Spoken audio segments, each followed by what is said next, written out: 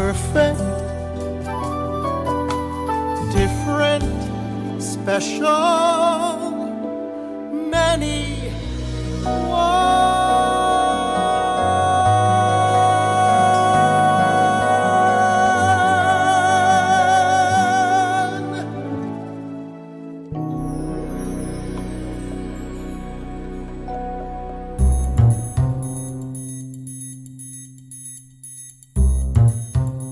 Hello everybody, welcome to the Queer Network. My name is Justin Gerhardt. This is another episode of Queer from the Couch, and I am joined by Craig Pomranz. Hello. Here in New York City again, and we are featuring his children's book, Made by Raffi.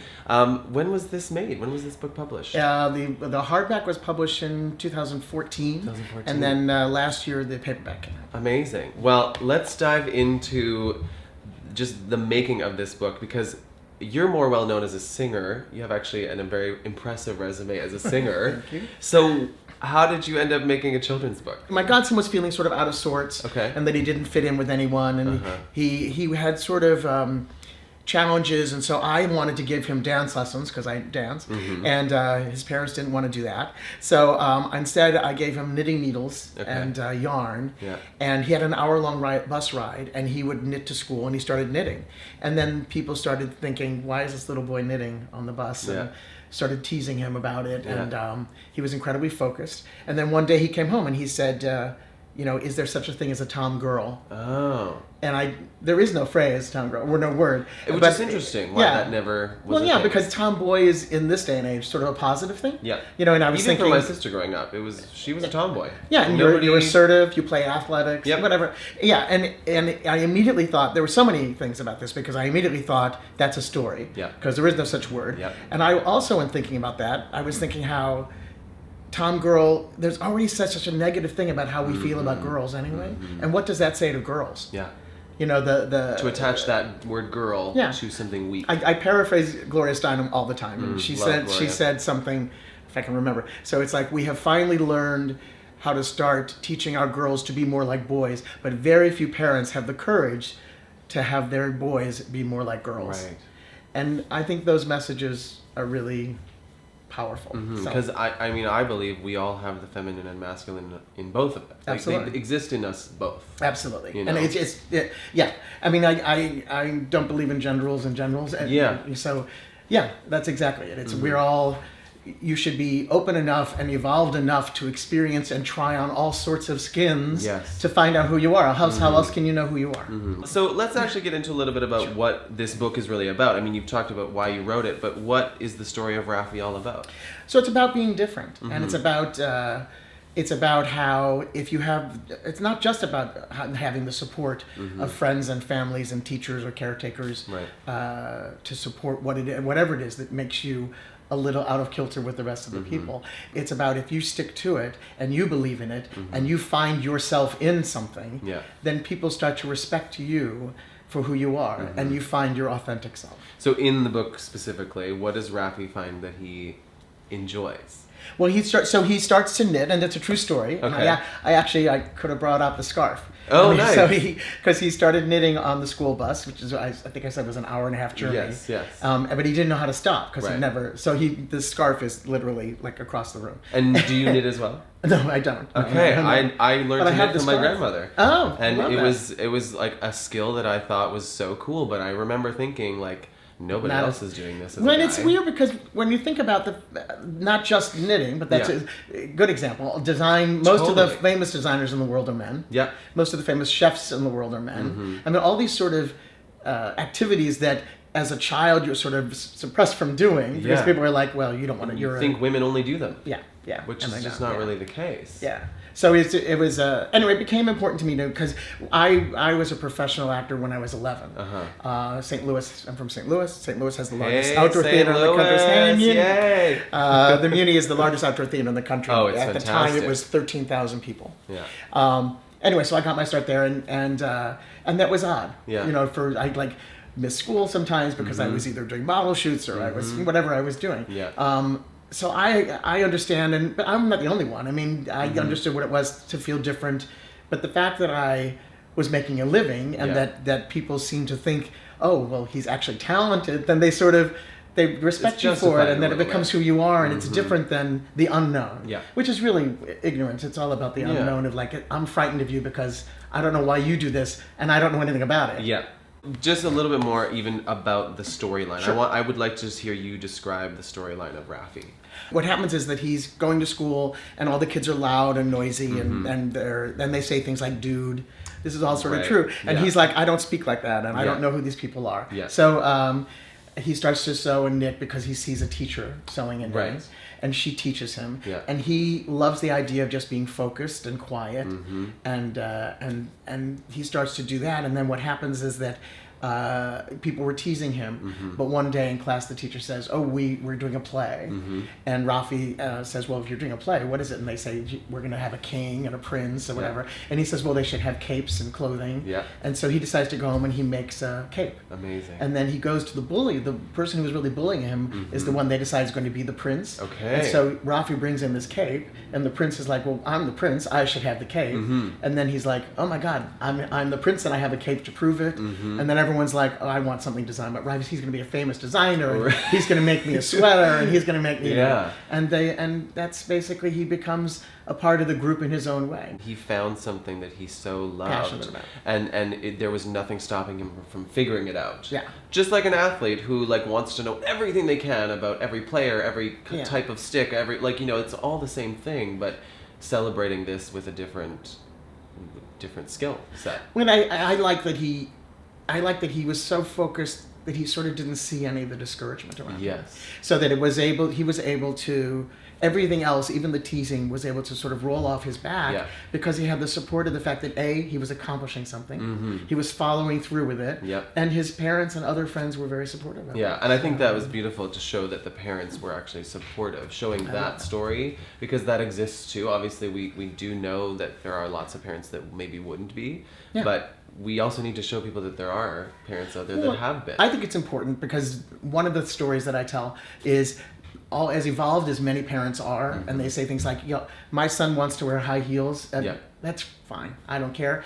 But then they often say, but at home, like maybe not outside the home. So then they double the negative, right? They create a real problem for what that person thinks. So it really is wrong in a really serious way, rather than just. And so that's, I think, an important message. Absolutely. From what I've read about you so far, and just hearing you talk, even about the music that you've done in your life, like that's such a big part of who you are. How has that informed this process, or has it at all? Like, I think, well, it doesn't. It informs the process in that I didn't realize how impactful a children's book could be. Right. So I feel the same way about music. And it's easier when especially when you have an audience, even if it's one person, when you know that you've touched one person by singing something, that really is to me, that's everything. And so it's the same thing with the book. I mean, the minute that it came out, I got emails from all over the world, and I got, people would send letters to my publishers and forward them to me. This little girl from Korea drew a drawing of the cape she thought Rafi should have made. Right. Correcting Rafi, I'm sure. And I just, to me, that's just like, this little girl in Korea is reading my book, she's reading in another language. And it also says how it crosses all cultures. Absolutely. Like there's no language barrier when it comes to this kind of human identity and trying to search for who you are. A kid's book has the ability to get there before somebody says the opposite about this. Yeah. No, absolutely. And it's and that's hard because parents have the right to sort of decide what their kids should be seeing. Right. And also it's hard because with the way the world is out in the world, with every little, iPad and advertising and postcard and poster, kids are already seeing things immediately. Yeah, but the fact that this could be in a school and a child who lives in a home where it's very unsafe to be expressive, but would see this and know, okay, well, maybe it's not safe at home, but like internally to know that it's possible. It's possible. So I read a really interesting quote that I wanted to ask you about. So you said, one of my attractions to performing is the ability to create silence. I think that silence comes from an authentic connection with the audience and cannot be forced with emotional or vocal pyrotechniques. So I just want to talk about that silence. Okay. What does that mean to you? Well, you're an actor, so you probably understand this completely, and that is that when you're really in the moment, and whether it's a song or whether it's acting, this happened actually just recently in London. I was singing a really serious song that Billie Holiday does, not a very well-known song, called Gloomy Sunday. And there's a moment in the song where you just sort of take a breath before you say the next moment. Right. And when I took the breath, I realized that the entire audience took a breath with me. Yeah. And that moment is that's what I think that just tells you that you're really in the midst of something that everyone's totally connected with you at that time. It's that connection to people. Yes. It's the intimacy of reaching and having reaching even one person. You have done a lot of different things in your life so far. Yes. What do you want to be known for? Oh no, like that. I mean, you want to be known that you've been a good person. I mean, that's it may seem silly. It's just true. But I think it's your answer. I also think it's. Well, I think it's how I've always lived my life. I've tried to live my life as being as authentic as I can with who I am. Yep. That you do things and that you know you've made an impact.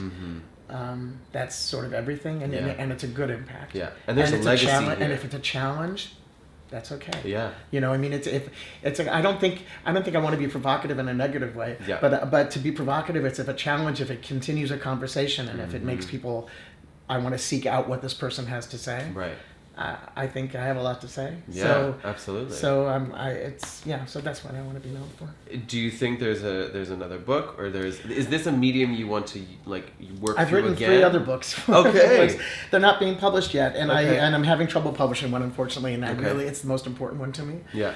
It's called My Face is Funny, and it's about a little girl who's embarrassed to go to school because her ears stick out, and then she meets a little girl on the bus who has freckles, and then they meet another little boy who's and at the end of the book, their teacher comes in with new glasses and says, "Does my face look funny?" And everyone says, "Well, everyone's face is funny." Yeah, if you really look at it. That's right. So so I really want that book to come out. If anyone out there wants to publish this book, because it'll be a very important book. We need more of Craig's stories out there. Yeah. And I'm going to record another CD. I have 2 CDs. I'm recording a third one this year, and then I'm also supposed to do a PBS show, which I'm really hoping will happen. Yes. And then because of Made by Raffi, I've created a television show that actually ABC was going to buy. It's an important show that's not on the air yet, so I'm hoping that will happen. So it's inspired by this? Inspired by that. Inspired by the idea that children don't have voices. Yeah.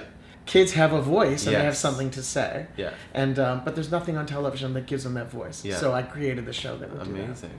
Thank you for joining us on the network. I think it's really terrific what you guys are doing. Thank you. You have this new way of conversing about all sorts of things and being provocative and informative and conversational. I like the way you talked about being provocative. We want to be provocative in a positive way. Yeah. That it pushes people a little bit, but still welcomes them in to a conversation that's necessary, but also will make them think about something. And if you're uncomfortable, this is why you're here. Exactly. We're okay to be a little bit uncomfortable altogether. Just so everybody at home knows, this book, Made by Raffi, by Craig Pomranz. You can buy it on Amazon. You can buy it Barnes and Noble. Any online bookstore will have it. Right, and you also can follow Craig online. I feel like you have a Twitter. Craig, Made by Raffi. At Made by Raffi. Or at CraigPomranz.com. Absolutely. If you spell my name right. And if you're in New York, where can they come hear you sing? Well, I have a club here that I sing at called Pangea. And, but if you go to my website, you'll see where I'm singing. I'm going to Chicago next. Okay. I think, so. We will put a link to the website, and you guys can check it out. Okay. Awesome. Great. Thank you so much for watching, everybody. If you've never been here before, like this video, subscribe to the channel, and we'll see you next week. What does the word queer mean to you? Growing up, it meant something very negative, and I think there's a generation that still thinks of queer as being a negative term, and yet, as we've been discussing, it's become a different term, like tomboys become a different term. It's become a more positive, identifiable thing.